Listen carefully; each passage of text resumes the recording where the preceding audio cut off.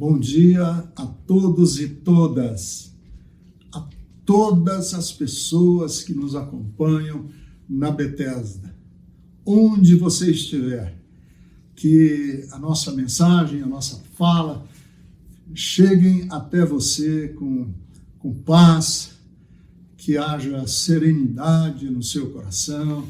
Eu sei que a gente hoje tem assim um leque geográfico, né, de alcance, e eu com muito carinho, estou fazendo essa mensagem aqui de casa, do meu apartamento, em respeito a todas as medidas sociais, todos os pedidos dos governos, tanto do prefeito, quanto do governador, quanto da Organização Mundial de Saúde, que sugerem que nós não saiamos de casa, não apenas para preservar a nossa própria saúde, mas em respeito a outras pessoas que, porventura, tenham qualquer fragilidade e se expondo a este vírus, correm o perigo de ter um problema mais grave. Pela primeira vez, eu quero homenagear as pessoas que lutam nas diversas categorias pela vida. Técnicos de enfermagem, médicos e médicas, os motoristas, os socorristas, as pessoas que trabalham em ambulâncias, motoristas de caminhão. Eu me lembro agora sempre da importância, inclusive, de coveiros, pessoas que trabalham nos cemitérios, num esforço tremendo de dar um último momento aqui na Terra às pessoas com alguma dignidade. E às vezes a gente nem percebe, né, a importância dos coveiros, dos garis, que trabalham também na limpeza. E por isso eu quero, pela primeira vez, fazer uma homenagem a essas pessoas. Geralmente, essa semana, inclusive, eu coloquei no meu Instagram, nós acendemos uma vela às pessoas que morrem. Mas eu quero acender uma vela em nome da vida. Eu quero que a Bethesda, a minha fala hoje pela manhã, e o esforço de todos e de todas, em todos os segmentos, dos que lutam pela vida, que estão, de alguma maneira, trabalhando para que pessoas sofram menos, para que pessoas sobrevivam a essa pandemia. Essas duas velas acesas serão hoje um símbolo durante essa nossa meditação, essa nossa fala aqui a partir da Bethesda.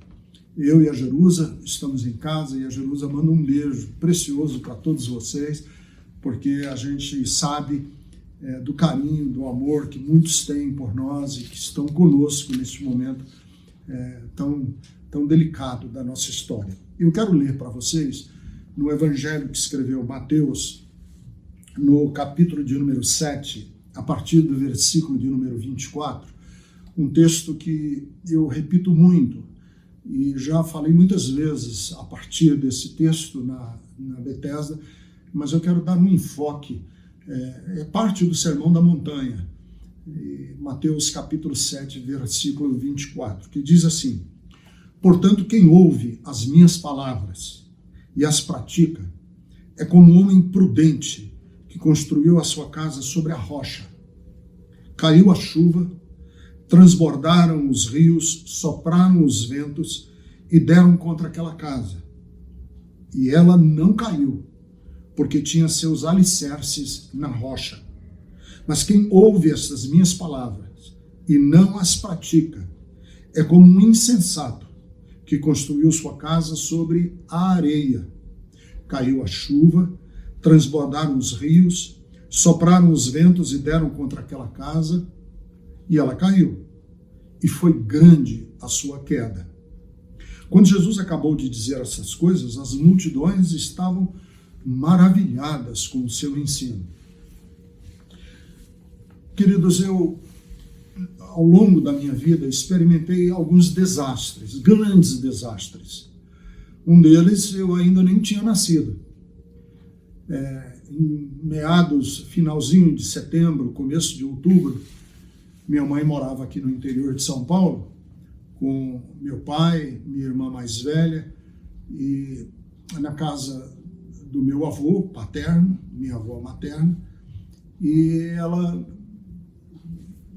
viajou de avião, pegou o avião no aeroporto de Congonhas, e logo que o avião decolou, grávida de mim, isso foi finzinho de setembro, começo de outubro, ela estava grávida, o avião caiu numa plantação de eucaliptos aqui nos arredores de São Paulo. Era de madrugada, era um voo noturno, ela não morreu, obviamente, né? Por isso eu estou aqui, mas ela sempre contou para mim, desde que eu era criança, o pavor de, numa plantação absolutamente escura da noite, ter que sair caminhando, segurando na mão da minha irmã mais velha, em busca de socorro, ela toda ferida, grávida. E ela sempre falou isso, que a minha história, a história do Ricardo, começou antes mesmo com tragédia. Antes de eu nascer já foi uma tragédia. Depois, quando eu era adolescente, meu pai foi preso político, que também foi uma grande tragédia. E uma grande tragédia porque nós fomos obrigados a morar na casa da minha avó, do meu avô, lá em Fortaleza, e minha mãe, nessa época, já éramos 5 filhos, ela estava grávida, esperando gêmeos, e foi uma tragédia ter o nosso pai preso, um preso político. Depois, quando eu já era adulto, aqui morando em São Paulo, eu recebi a notícia de que meu sobrinho, filho da minha irmã mais velha, tinha sido assassinado. Foi também uma coisa terrível. Então, depois meu pai adoeceu com Alzheimer, depois minha mãe teve câncer, e meu pai doente, minha mãe também doente. Eu tive que lidar com essas dores e essas contradições da vida. Por que eu narro para vocês esses episódios dramáticos, doloridos, tanto da minha vida antes de eu nascer, como da minha vida ao longo da minha história? Porque o texto diz em Mateus capítulo 7 que o vento, a tempestade, as inundações, as tragédias vêm, batem na porta da casa da gente. E eu tenho certeza que na sua casa, na sua história, na sua biografia, você também tem alguns eventos terríveis e trágicos que aconteceram com você e aconteceram ao longo da sua história, ou dos seus pais, ou dos seus avós, ou de algum tio. O texto diz que a tempestade veio, bateu na porta tanto do homem prudente como do imprudente. A tempestade veio sobre todos. Nós estamos vivendo um momento da história da humanidade em que uma inundação, um vendaval, uma tragédia se abate sobre a humanidade e parece que não faz escolhas na casa de quem esse vírus está batendo. Está batendo na casa de pastores, já tenho notícia de muitos pastores que faleceram, na casa de pessoas com mais idade, de jovens e adolescentes, na casa de todos e de todas. E aqui tem uma lição que eu quero chamar a atenção para todos nós, que que nós não gostamos de falar disso, e a gente muito pouco fala.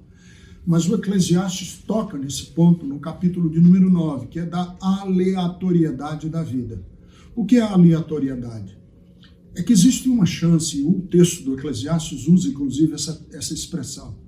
O tempo e o acaso vêm sobre todos, e ninguém está preparado para o dia da calamidade. o tempo e o acaso. O avião caiu com minha mãe dentro. O tempo e o acaso. Eu não pedi para nascer na casa de um homem que foi um preso político. O tempo e o acaso vieram sobre a minha vida, e o tempo e o acaso vêm sobre a vida de todos e de todas. Por que que é importante lembrarmos desse termo, aleatoriedade?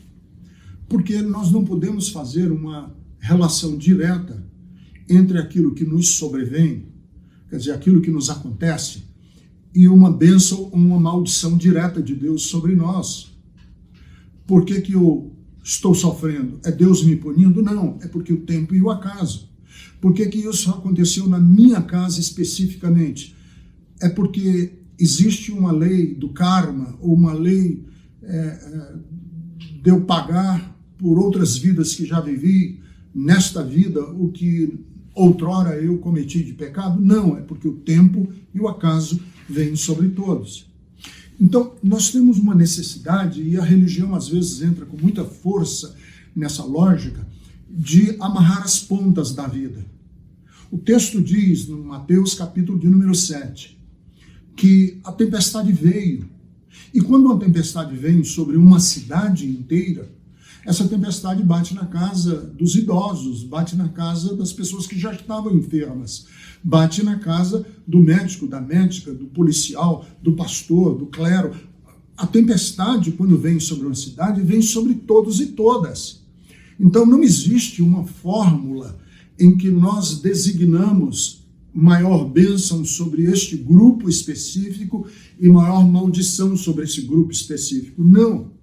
Sobre todas e todos vêm exatamente as mesmas circunstâncias. Então você não é responsável, você não está pagando por isso, você não é uma pessoa que por acaso esteja sendo alvo, porque vamos combinar, você não é alvo direto de uma ação divina, porque inclusive isso é um narcisismo muito grande. É eu achar que entre 7 bilhões de pessoas, Deus está olhando especificamente para um grupo pequeno, e dizendo assim, eu vou preservar esse grupo, eu vou preservar essa igreja, eu vou preservar aqueles que jejuarem ou aqueles que orarem. Deus olha para todos e todas, e existe sim na vida esse elemento que eu chamo de aleatoriedade, que na matemática, que aqueles que já estudaram matemática mais um pouco avançada, isso chama-se lei das probabilidades. Lei da probabilidade é uma lei estudada inclusive na matemática, quais são as chances reais. Então, por exemplo, quando você joga numa loteria, a lei da probabilidade diz que você tem uma chance em 50 milhões, que você tem uma chance em 75 milhões. Isso é uma lei estudada na matemática. E essa lei se aplica a nós. Eu perdi uma tia que ela sempre dizia para mim, Ricardo, criminalidade no Brasil tem a ver com a lei da probabilidade. Qual é a lei da probabilidade? Ora, num país que tem 50, 60 mil assassinatos por ano, a lei da probabilidade diz que você terá maiores chances de ser assaltado, ser roubado. Se você morar na Suíça, que só tem 30 assaltos por ano, a lei da probabilidade diz que você provavelmente nunca será assaltado, porque a lei da probabilidade lhe exclui da possibilidade de ser assaltado. Então o texto da Bíblia diz assim, que nós estamos todos num só barco, nós estamos todos numa só família, que é a família da humanidade, a família dos homens e das mulheres. E assim como a chuva e assim como o sol alcançam a todos, seria uma injustiça divina fazer com que o sol e a chuva chegassem a todos e não fazer e preservar um grupo, numa época de pandemia, de também não serem suscetíveis a tudo que está sucedendo a todos. Então, essa é a primeira grande verdade. A segunda grande verdade do texto, que eu quero chamar a atenção, é que a gente deve se preocupar com os alicerces da nossa vida, não com o edifício. Eu, por muito tempo, morei em Fortaleza, e sempre notei que lá em Fortaleza os prédios, os edifícios têm uma arquitetura muito bonita, são muito lindos. Mas numa edificação, o mais importante não é o edifício, não é a arquitetura, não é a estética, e sim os alicerces que estão escondidos. Porque são os alicerces que vão dar estrutura àquele prédio. O belo da copa da árvore está na raiz dessa árvore. Porque a raiz vai determinar o tipo de folha. Também sou do Ceará, e uma das cenas mais lindas que eu considero do sertão nordestino é o juazeiro. O juazeiro é uma árvore muito verde, com uma folha de um verde profundo. E o belo do juazeiro é que ele tem essas árvores verdes no meio da caatinga, da mata do semiárido, da mata seca, quando é de setembro, outubro, dezembro, que o sertão está seco, cinzento, parece que passou um fogaréu pelo sertão inteiro, e lá está o juazeiro verde, com a sua copa. E isso me fala não das folhas, isso me fala das suas raízes, que são profundas, que vão lá no fundo buscar água para manter as folhas verdes. Jesus diz em Mateus capítulo de número 7, que veio a tempestade, veio a inundação, vieram os problemas, mas aquele que tinha os alicerces, as raízes profundas, quando bateu o vento, quando açoitou a tempestade, ele se manteve.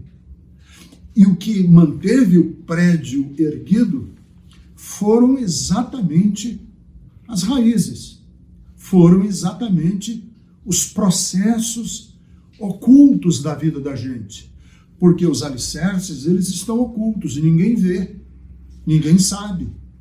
E é interessante a gente prestar atenção porque na espiritualidade de Jesus, as atitudes, os gestos, os comportamentos mais significativos são aqueles que acontecem no oculto. Não sei se vocês prestaram atenção, que o melhor da nossa espiritualidade não é a que acontece em público. O melhor da nossa espiritualidade é aquela que foi nutrida, desenvolvida, exercitada quando ninguém estava vendo. Quando você orar, Jesus disse, vai no teu quarto, tranca a porta e fala com Deus em secreto. Quando você der esmola, que a sua mão esquerda não saiba o que está fazendo a sua direita. Quando você jejuar, lava o rosto e não diz para ninguém que você está jejuando. 2 foram orar no templo. Um orava emperdigado, com as costas eretas, se gabando da sua espiritualidade e dizendo, Deus, eu não sou, publicamente dizia, eu não sou como os demais, não sou como aqueles pecadores. E tinha um outro que lá no cantinho, nem ousava erguer a cabeça e sussurrava para Deus dizendo, tem misericórdia, meu Deus. Qual dos 2 vocês acham que saiu do templo justificado? O Gabola, que gostava de jactanciar-se na sua espiritualidade imponente, ou aquele homem que, humilde e encolhido no seu canto, clamava a Deus por misericórdia? Qual é o cerne dessa mensagem? O cerne da mensagem é que aquelas virtudes espirituais que foram desenvolvidas no secreto vão sustentar o nosso prédio quando vier a tempestade. Jesus diz aqui, O homem que edificou sua casa sobre a rocha, que estabeleceu os alicerces secretos da vida, quando ninguém estava vendo, agora que veio a tempestade, este homem, esta mulher, vai se sustentar. Então é muito importante a gente lembrar assim, aquilo que eu aprendi de Deus no secreto, aquilo que eu desenvolvi de Deus no secreto, eu tenho certeza, será suficiente para me levar neste mar bravio, nessa tempestade que nos açoita. E mais ainda, eu quero dizer para você, aquilo que você aprendeu lá atrás, quando era criança, aquilo que você aprendeu lá atrás, quando você nem imaginava que ia ter que ir buscar, não é? Como um mergulhador de águas profundas que vai buscar pérolas no fundo do mar. Vá buscar essas pérolas no fundo do seu coração, no fundo da sua vida. E lá, nesse fundo de vida, você vai trazer à memória, vai trazer ao seu coração tudo aquilo que você achava que às vezes era só mais uma lição, era só mais um ensino que seu pai, que sua mãe, que sua avó, que o professor da escola dominical lhe trouxe. Não. Aquilo que lá atrás você achava que era mais uma liçãozinha pequena, é agora o seu fundamento. É o que vai ajudar você a atravessar essa tempestade. E eu encerro dizendo assim, sobre tudo o que você tem que guardar. Guarde os alicerces da sua vida. E esses alicerces da vida da gente estão no nosso coração. Sobre tudo o que você deve guardar. Provérbios diz no capítulo 3, guarda o coração, porque dele vêm as fontes da vida. Jesus disse, um homem que edificou sua casa sobre a rocha, veio o vento, sim, açoitou o vento contra a janela, contra as paredes, contra a porta daquela casa, mas ele se sustentou. Então, o mundo pode estar desabando ao nosso redor. O mundo pode estar se destruindo ao nosso redor. Mas é possível a gente manter o coração preservado. Porque o coração, os alicerces da nossa vida, eles estão ali guardados por Deus na nossa história de vida. Tá bom? Eu quero que essa lição de Mateus capítulo de número 7, a partir do versículo de número 24, fique com você, esses versículos fiquem com você durante essa semana. E não esqueça que a tempestade não é maldição, a tempestade é condição da vida. E a bênção de Deus é um coração firmado no Senhor. Que Deus abençoe a todos e todas. Vamos continuar juntos e unidas, lembrando que Deus é por nós, e quando Deus é por nós, ninguém pode ser contra nós. Amém.